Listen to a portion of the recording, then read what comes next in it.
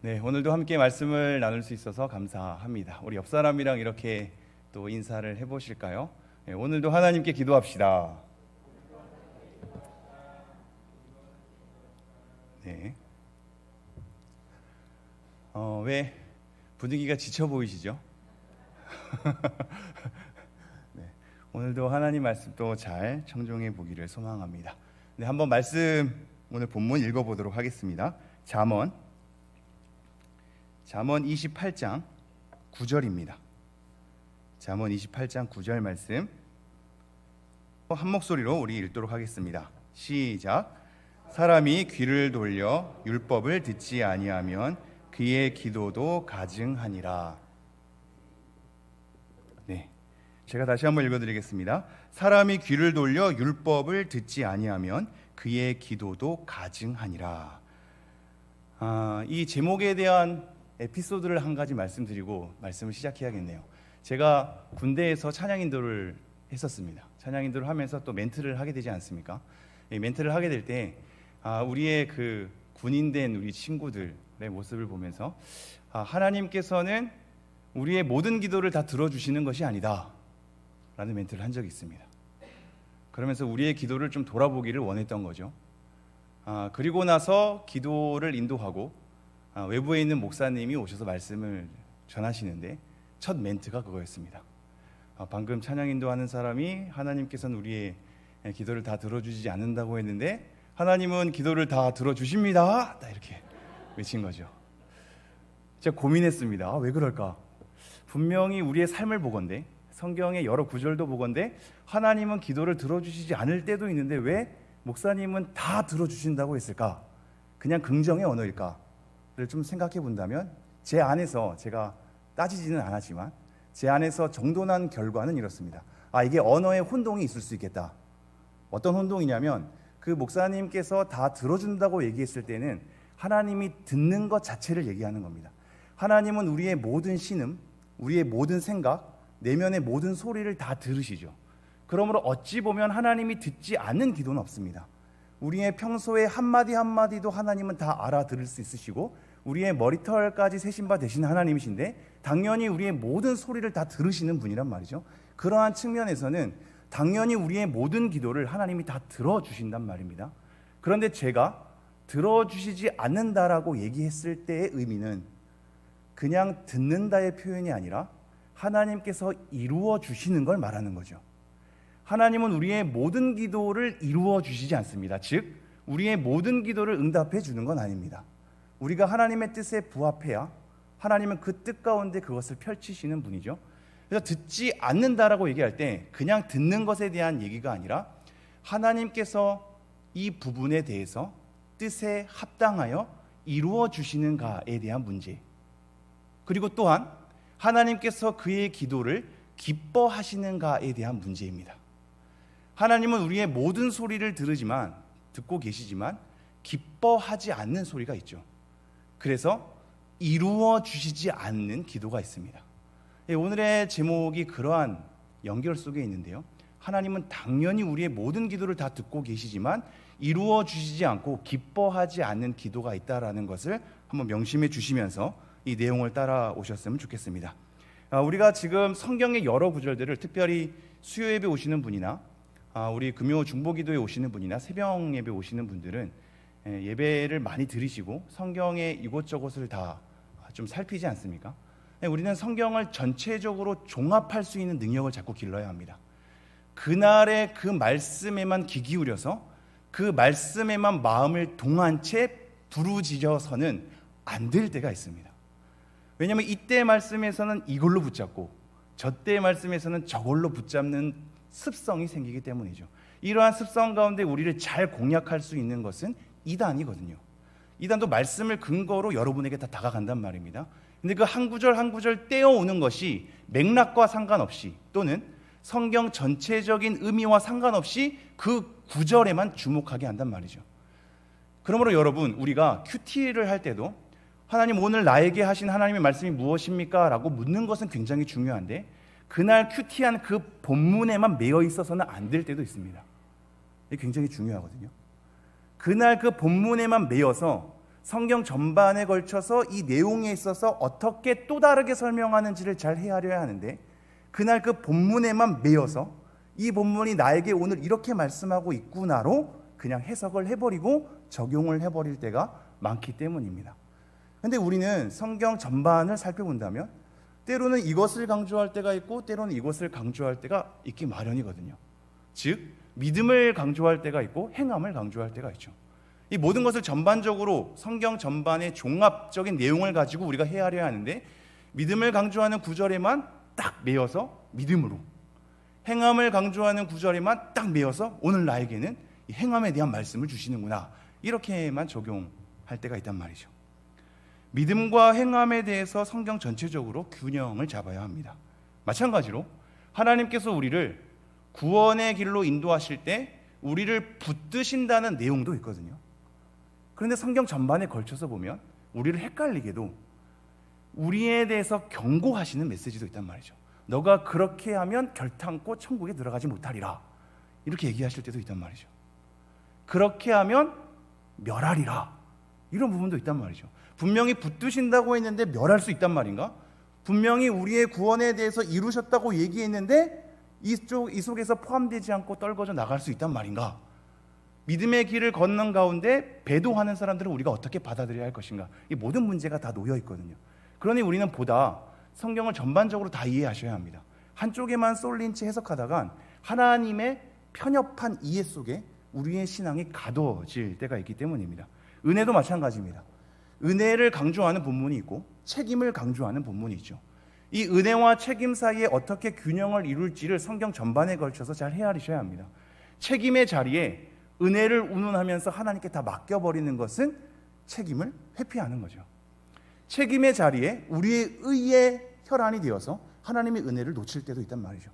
이 은혜와 책임의 자리를 어떻게 균형 잡히게 우리가 이해할 것인가가 우리 신앙생활 가운데 현실적으로 놓여있는 삶의 문제입니다. 마찬가지로 우리는 내려놓음이라는 책이 우리 한국 교회의 모든 교회를 강타한 적이 있었죠. 얘기만 하면 다 나 내려놓아야 할 것 같아, 이렇게 얘기하는 거죠. 제가 한창 유행할 때 그 청년들한테 그런 적이 있습니다. 내려놓지 말고 올려놔. 제발 올려놔. 내려놓지 마. 내려놓는 것을 내려놔야죠. 내려놓지 말아야 할 것은 내려놓지 말아야죠. 이 구분이 없게 됩니다. 자기의 책임의 자리, 하나님 앞에 열정을 쏟아야 될 것, 하나님 앞에 반응을 보여야 할 그 자리에 게으름과 회피와 이 모든 것에 대해서 자기 책임을 도피하려고 나는 그냥 내려놔야 될 것 같아, 이렇게 방관하는 사람들이 굉장히 많거든요. 그러므로 내려놓음과 챙길 것, 열심을 다할 것에 대한 것도 성경 전반에 균형을 잡아야 합니다. 왜 균형을 잡아야 하냐면 하나님이 우리 생각보다 단순하지 않기 때문입니다. 성경의 메시지와 설교의 메시지가 단순했으면 좋겠죠. 여러분의 마음은 충분히 이해합니다. 사회생활 전반에 고단하게 뭐가 괜찮은 길인지도 모른 채 부딪히고 괜찮은 길인 거 알면서도 잘 소화하지 못한 채, 가족의 문제도 해결하지 못한 채 그렇게 근근히 삶을 끌고 오다가 하나님 앞에 예배하려고 모였는데 그 설교 내용마저 어렵고 이해가 안 되고 명쾌하지 않고 뭔가 전달이 안 되면 마음이 당연히 상하죠. 당연히 그러합니다. 그러한 가운데 설교가 좀 쉬웠으면 좋겠고 우리에게 좀 더 적용으로 잘 와닿았으면 좋겠고 하는 것이 성도님들 모두에 대한 바람일 겁니다. 충분히 이해합니다. 그러나 우리의 삶은 생각보다 단순하지 않거든요. 하나님은 생각보다 단순하지 않거든요. 성경은 생각보다 단순하지 않거든요. 복잡하고 깊은 하나님을 어떻게 단순하게만 표현할까요?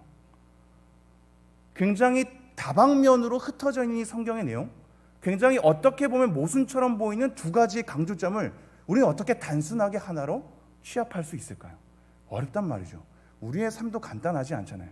그런데 모였을 때 말씀을 간단한 걸로, 명쾌한 걸로, 우리가 이해하기 쉬운 걸로만 요구하는 것은 그건 어찌 보면 하나님의 뜻과 어긋날 수도 있는 겁니다. 여러분의 바람에 대한 동기는 알지만 말입니다. 그러므로 우리가 이 전반적인 것을 살펴야 할 이유가 있습니다.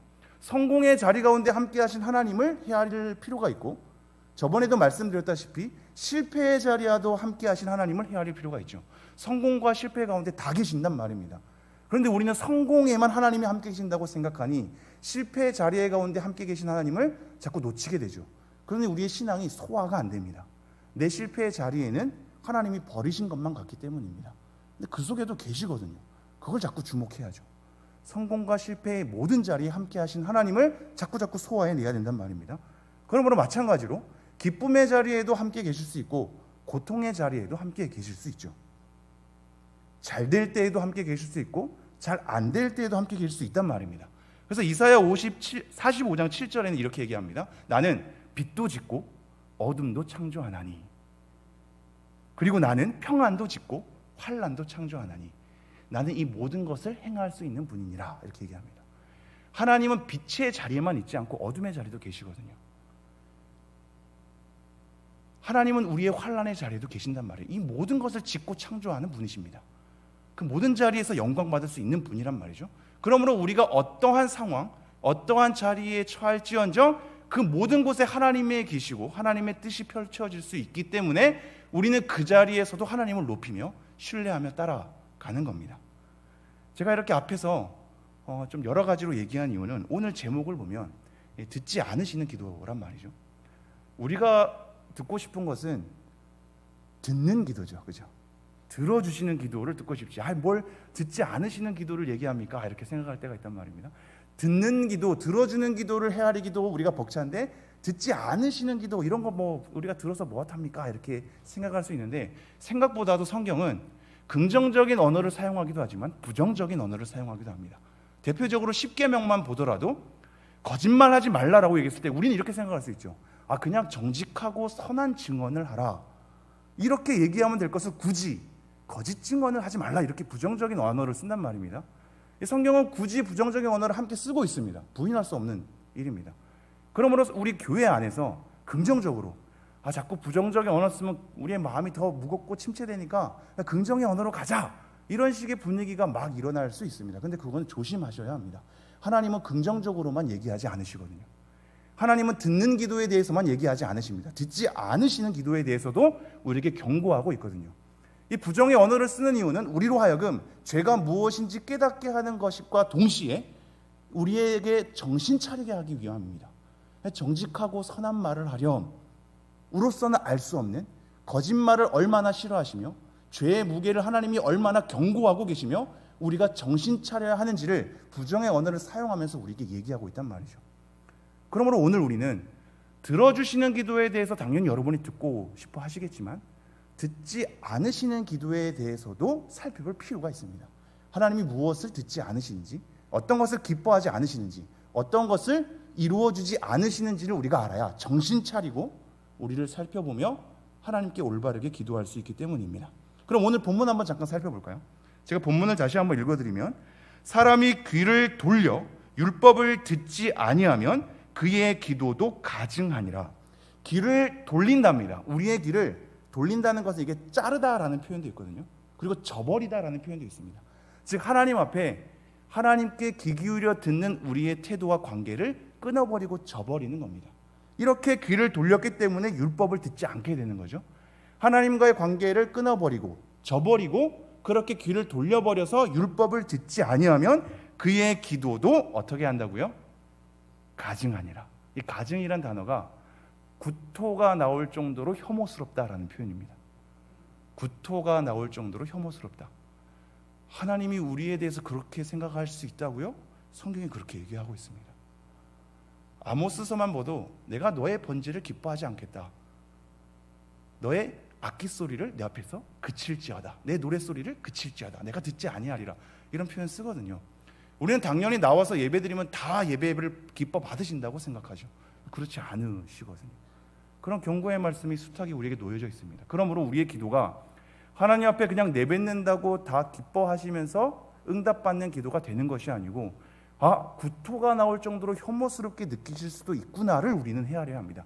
가증스럽게 여기는 기도가 있단 말입니다. 오늘 본문은 그것을 충분히 설명하고 있지 않아서 이것이 우리의 삶의 어그러짐 때문에 기도를 가증히 여기신다는 건지, 기도의 내용 자체가 가증히 여기는 내용이기 때문에 우리의 기도를 가증히 여기시는 건지는 명확하게 얘기하고 있지 않습니다. 두 가지를 다 헤아려 보죠. 우리의 삶이 하나님과 떠나 있는데 기도하는 것이 과연 하나님께서 기뻐 받으실까에 대한 문제. 두 번째는 내가 기도하는 내용 자체가 하나님이 기뻐하시는 내용인가에 대한 문제, 이 두 가지를 헤아리지 않는다면 가증히 여기시는 하나님의 마음에 대해서 헤아릴 여유가 없을 겁니다. 이걸 생각하면서 오늘은 제가 말씀 여러 가지를 좀 준비해왔거든요. 그냥 차분히 제가 막 끌어올리지 않아도 성경 내용 하나하나만 보면 이런 내용도 있다고를 한번 생각해 보게 될 것입니다. 먼저 여러분의 마음을 위해서 긍정적인 호소를 한번 보도록 하죠. 한번 본문 띄워주시겠습니까? 성경에는 긍정적인 호소로 이렇게 얘기합니다. 마태복음 7장, 구하라 그리하면 너에게 주실 것이요, 찾으라 그러면 찾을 것이요, 문을 두드리라 그리하면 너에게 열릴 것이니 구하는 이마다 받을 것이요, 찾는 이는 찾아낼 것이요, 두드리는 이에게는 열릴 것이니라. 구절만 읽어도 막 이루어질 것 같은, 그죠? 마음속에 막 긍정의 에너지가 솟아나지 않습니까? 마찬가지로 마태복음 21장 21절, 너희가 기도할 때 무엇이든지 믿고 구하는 것은 다 받으리라. 우리가 믿고 구하는 것은 다 받으리라고 얘기를 하고 있습니다. 막 구하고 싶죠. 다 받을 것 같은 느낌. 마가복음 11장 23절 24절 앞부분 생략하고, 그 말하는 것이 이루어질 줄 믿고 마음에 의심하지 아니하면 그대로 되니라. 그러므로 내가 너희에게 말하노니 무엇이든지 기도하고 구하는 것은 받은 줄로 믿으라. 그리하면 너희에게 그대로 되니라. 그대로 된답니다. 우리가 믿고 의심하지 않고 그것을 간구하고 기도하면, 그게 받은 줄로 믿으면 그대로 된답니다. 요한복음 16장 24절, 지금까지는 너희가 내 이름으로 아무것도 구하지 아니하였으나 구하라. 그리하면 받으리니 너희 기쁨이 충만하리라. 이제 구하랍니다. 그럼 받겠답니다. 요한복음 14장 14절, 내 이름으로 무엇이든지 내게 구하면 내가 행하리라. 예수의 이름으로 구하면 행하시겠답니다. 움직이시겠답니다.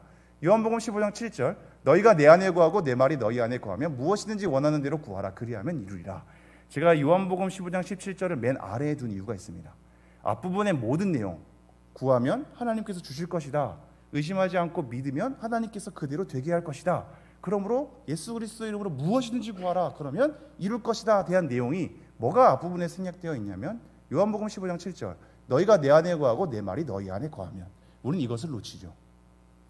너희가 내 안에 거하고 내 말이 너희 안에 거하면이라는 하나님과의 친밀한 관계, 올바른 관계, 그래서 구할 수 있는 관계, 그거를 들어줄 수 있는 관계, 이 관계에 대해서는 관심이 없고, 내가 지금 구하면 주신다고 하셨으니 구해야겠다, 예수 그리스도 이름으로 구하면 하나님께서 다 이루어 주시는구나, 이거에 경도되어서 흥분하고 나죠.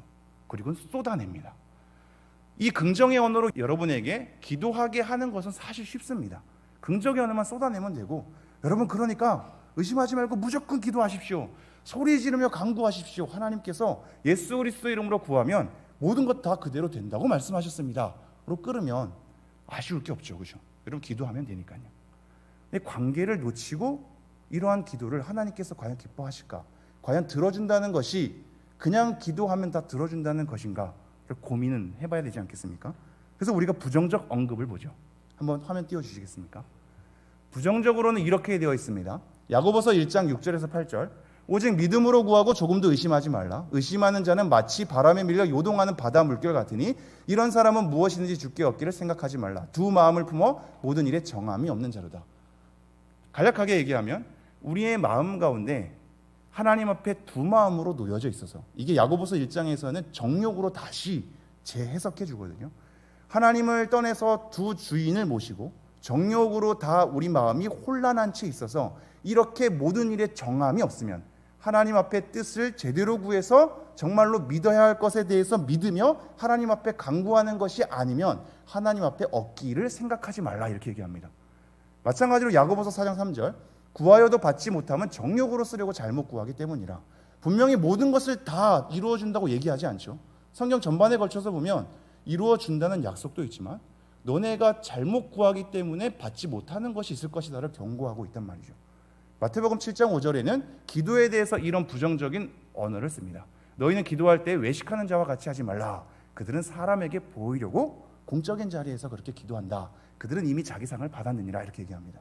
공적인 자리에서 우리가 사람에게 보이려고 기도하는 기도의 자리가 오래 머물면 머물수록, 기도를 잘하면 잘할수록 많은 성도님들에게 저분은 믿음이 좋은 분이라고 평가받는 것을 우리 스스로도 알고 있기에 교묘히 그걸 사용할 수 있거든요. 겸손한 것은 굉장한 미덕임을 알고 있기에 겸손을 가장할 수 있습니다. 제가 여러분 앞에 겸손한 목사로서 인정받으면 더 나에게 도움이 된다는 걸 알기 때문에 여러분 앞에 겸손을 위장할 수 있죠. 우리의 모든 경건이 그럴 수 있거든요. 기도도 그러할 수 있다고 지금 얘기합니다.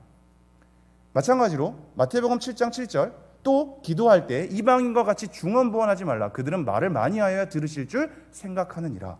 여러 가지로 계속해서 얘기하고 구하면 그 하나님께서 그것을 들어주신다고 생각하기 때문에 계속 주문처럼 얘기하는 겁니다.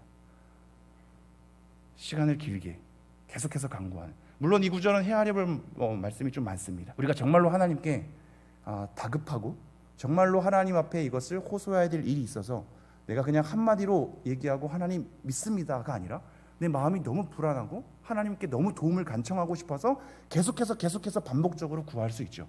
근데 이 말은 이제 그런 말씀이 아니라 아무 의미 없이 아무 생각 없이 하나님께서는 자꾸 말해야 들어주는 분이니까 들어주시게 하기 위해서 많은 말을 하는 이방인의 기도를 언급하고 있는 부분입니다.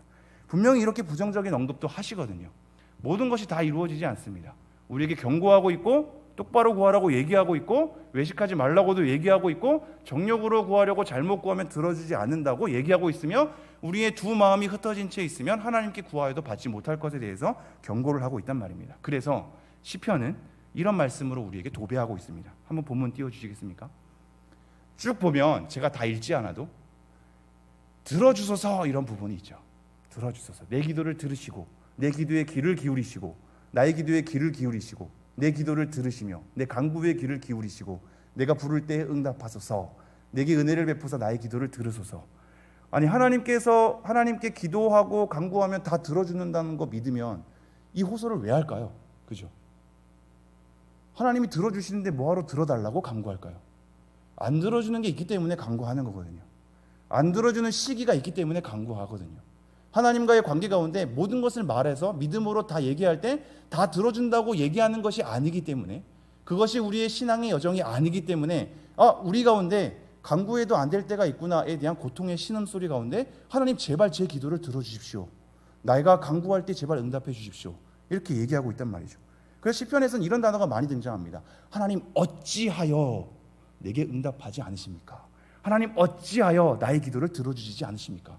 이런 항의가 수두룩하게 있습니다. 그리고 이런 말씀도 있습니다. 그 후에야 이루어준다는 말이 있는데요. 제가 한번 읽어드리죠. 사무엘하 21장 14절 사울과 그의 아들 요나단의 뼈와 함께 베냐민 땅 셀라에서 그의 아버지 기스의 묘에 장사하되 모든 왕의 명령을 따라 행하니라. 그 후에야 하나님이 그 땅을 위한 기도를 들으시니라. 그냥 막 들어주지 않죠. 어떠한 일을 잘 마무리하고 나서 이제 그 땅의 기도를 들어준다고 얘기합니다.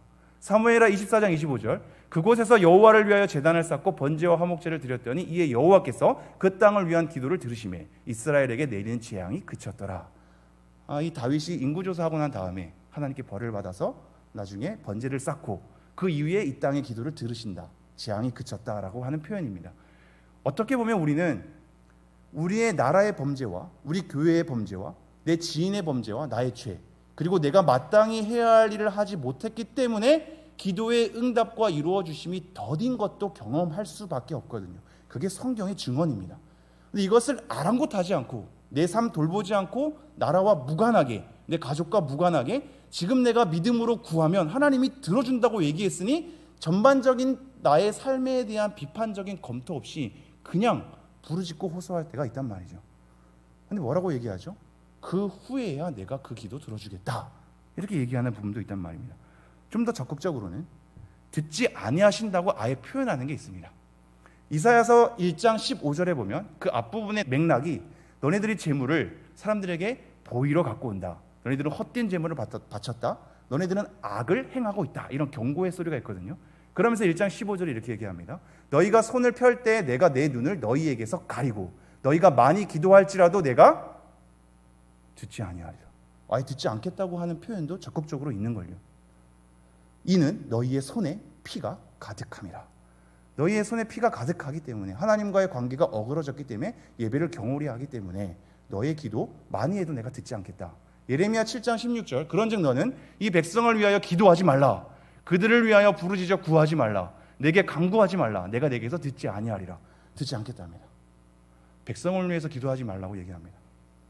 우리는 실질적으로 간구를 했는데 듣지 않으시는 것에 대한 예도 알고 있습니다. 다윗이 밧세바를 범하고 나서 잉태했죠. 근데 그 아이가 죽을 위기에 처해 있는 겁니다. 다윗이 기도했죠. 살려달라고. 근데 어떻게 됐죠? 아이가 죽었죠. 바울이 자기의 병 때문에 하나님께 3번이나 간구했습니다. 이 3번은 그냥 하나님 도와주세요, 하나님 도와주세요 이런 게 아닙니다. 진짜 진액을 쏟아내는, 하나님 앞에 자기의 삶을 검토하면서 이것이 정말로 원하는 기도로서 3번 간구했던 거거든요. 근데 뭐라고 얘기하시죠? 그 은혜가 내게 족하다. 듣지 않으시는 게 분명히 있단 말입니다. 오늘 다시 한번 오늘 본문으로 돌아올까요? 제가 본문 다시 한번 읽어드리겠습니다. 사람이 귀를 돌려 율법을 듣지 아니하면 그의 기도도 가증하니라.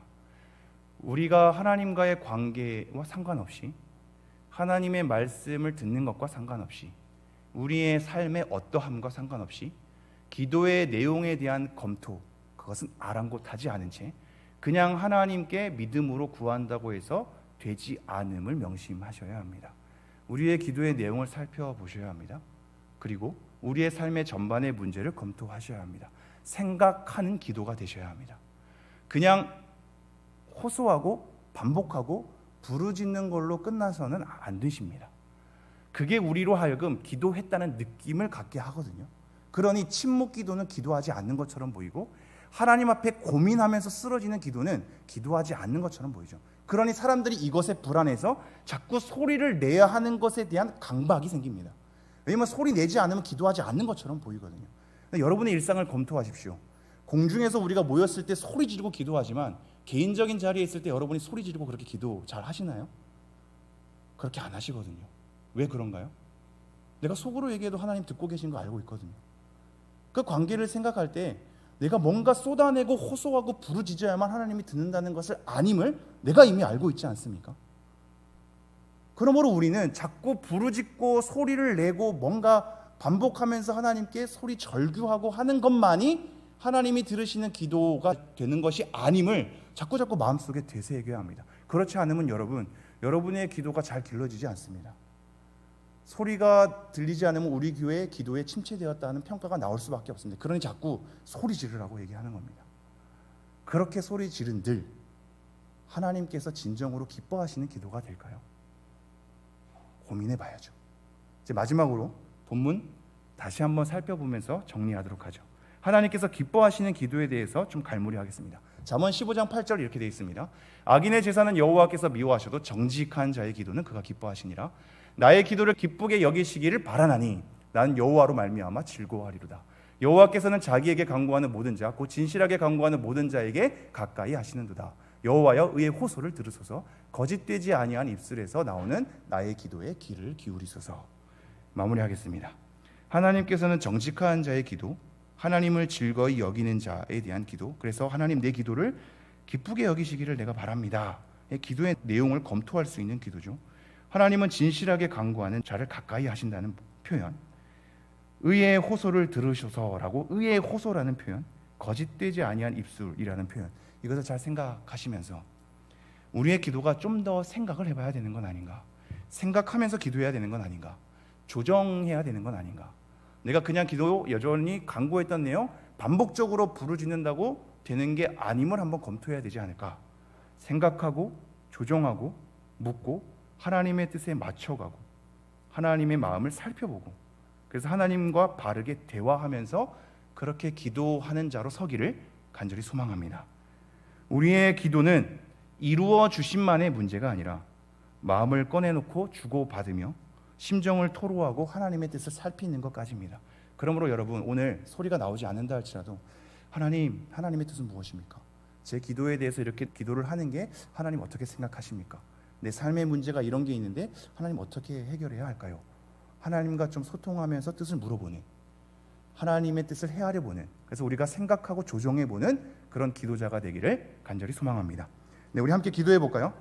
우리 함께 말씀에 근거한 기도 외치고 반주해 주시면 함께 기도하도록 하겠습니다. 말씀에 근거한 기도 함께 읽어보겠습니다. 시작. 생각하고 조정함으로 하나님의 뜻에 맞춰가며 하나님과 바르게 대화할 수 있는 기도자가 되도록, 이것을 놓고 우리가 우리의 설교 말씀을 잠시 생각하면서 하나님께 기도하도록 하겠습니다. 기도하겠습니다.